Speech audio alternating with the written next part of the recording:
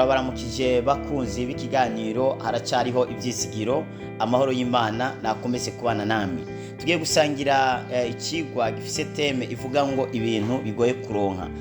Ubushize twababwiye video tubabwira ibintu bishika kuri bitandatu byoroshe ku muntu abigeraho, byoroshe kuronka kandi buri umuntu wese ababisanganywe, ariko ibintu by'agaciro biragoye kuronka, kandi ikintu urose mu buryo bukomeye biragoye kugira ngo ugitakaze.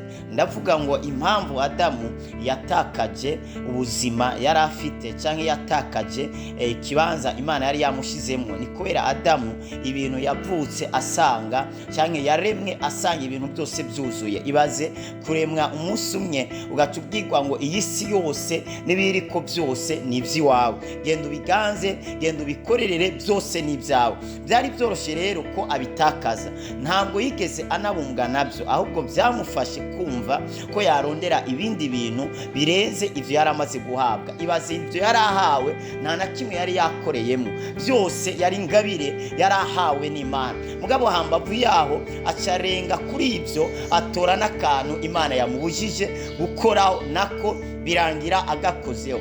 Ariko ikintu warose mu buryo bukomeye kiba bigoye kugira ngo ugitakaze. Abantu benshi barashobora gutegemea abantu babaha amafaranga, babaha ibintu, barashobora kuguha n'amamiliyoni, ariko amafaranga uhawe biragoye kugira ngo uyazigame. Ikintu cyose uhawe ku buntu nta kiguzi biragoye kugira ngo ukizigame. Uzasanga abajura barashobora kwiba n'amamiliyoni 100, mugabo ugasanga nta munsi n'umwe bigera bavuga ngo reka mpagarike kwiba aya mafaranga mbonye ndayakoreshe business hama mpagurukire ko ngaha ibyo bujura mbihagarike. Oya, kwera amenyereye kurya amafaranga adakoreye bituma aguma yiba, kubera anayarose arayarya mu buryo wo kwibaza ngo none ntazi na valere yayo, arayasanzaza. Mugabo umuntu azi agaciro byamuruhije kugira ngo abashe kubigeraho, ntabwo kugira ngo n'inoti uyibone biba bigoye. Rero birahari ibintu bigoye kuronka, kandi ibintu bigoye kuronka biroroshe kubizigama. Ariko imbere ko tubandanya nagira ngo dusome ijambo ry'Imana mu Musiguzi bice byaho 9 murongo wa 10. Havuga ngo ikintu cyose ukuboko kwawe kwerekeje gukora ugikorana inkomezi zawe, kuko atagikogwa cyangwa inama cyangwa kumenya cyangwa ubwenge ikuzimu aho uraririye kuja.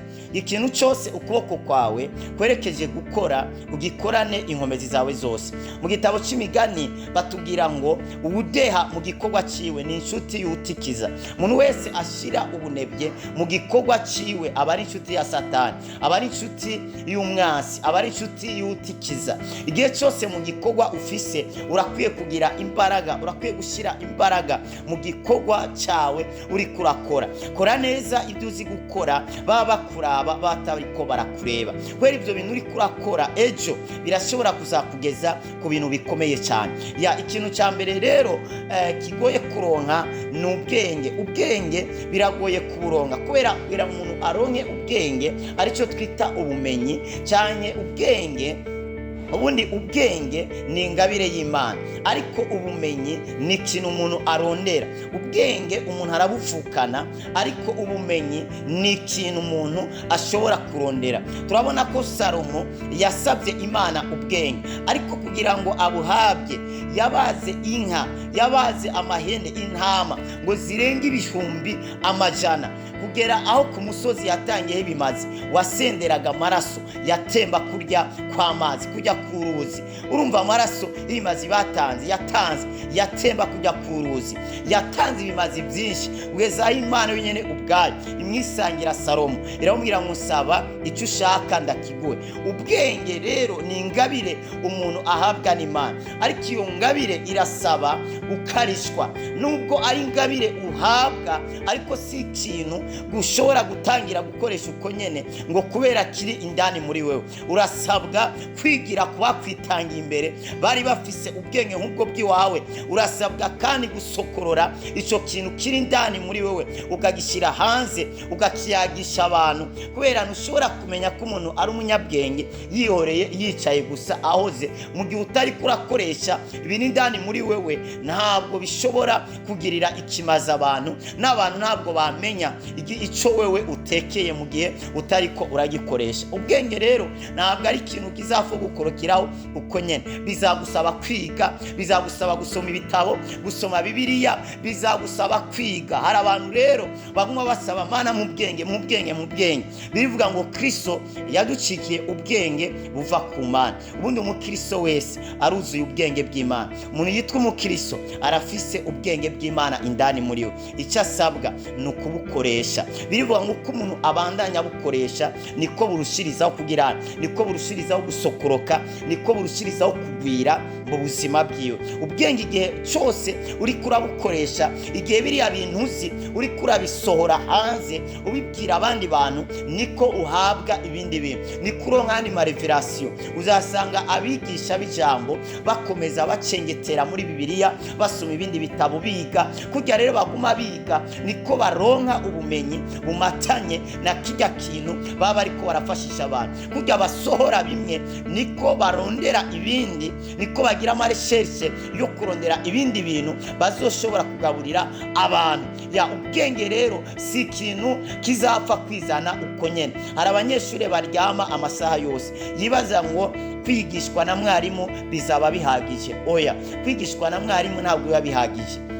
Mbabwire kino kintu, ubundi umwarimu nta kintu aguhereza, ahubwo umwarimu ahishura icyari kiri indani muri wewe. Kubera ibyo akubwira si ibintu aguhereza ngo rya, si ibintu aguhereza ngo nywa, ni ibintu akubwira. Mugabo ibyo bintu akubwira mu gihe indani muri we atabiriyo, ntushobora kubitahura, ntushobora kubimenya. Niyo mpamvu bigusaba kugira amareshershe. Hamavu yo kwiga urakeneye ubundi bumenyi buvuye hanze yabirya uri kurumviriza. Rero ubwenge ntabwo ari ikintu kikugwaho uko nyene. Ubwenge burarondegwa. Aho Salomo yavuze ngo gurisha ibyo ufise byose, gurisha ibyo ufise byose. Reka dusome igitabo cy'Imigani ibice byaho 8 umurongo wa 10. Turabe igitabo cy'Imigani ibice 8 umurongo wa 10, twumve ingene havuga.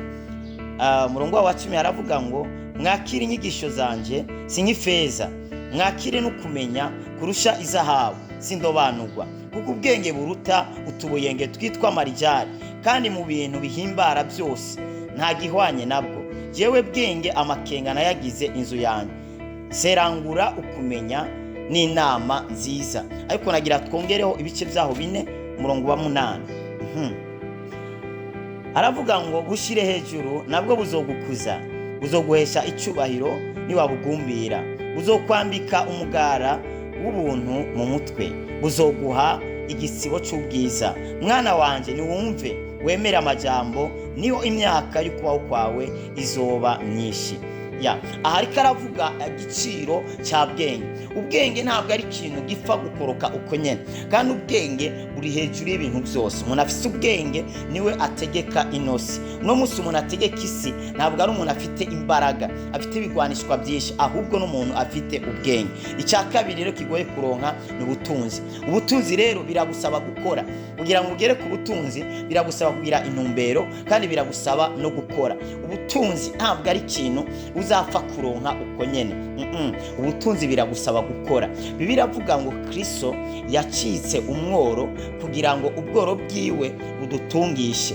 Ariko nubwo turi abatunzi ni mu buryo spirituel, ni mu buryo bw'impemu, mu buryo bufadika. Hari ikintu bigusaba kugira ngo ubwo butunzi bubashe kwambara umubiri, ubugenderemwo, bucika ubuzima bwawe. Hari ikintu bigusaba, biragusaba gukora. Birivuga ngo nzahezagira ibikorwa by'amaboko yanyu. Ntabwo birivuga ko izahezagira ijambo, izahezagira ibiganza bigaragara, ariko birivuga ngo nzahezagira ibikorwa by'amaboko yanyu.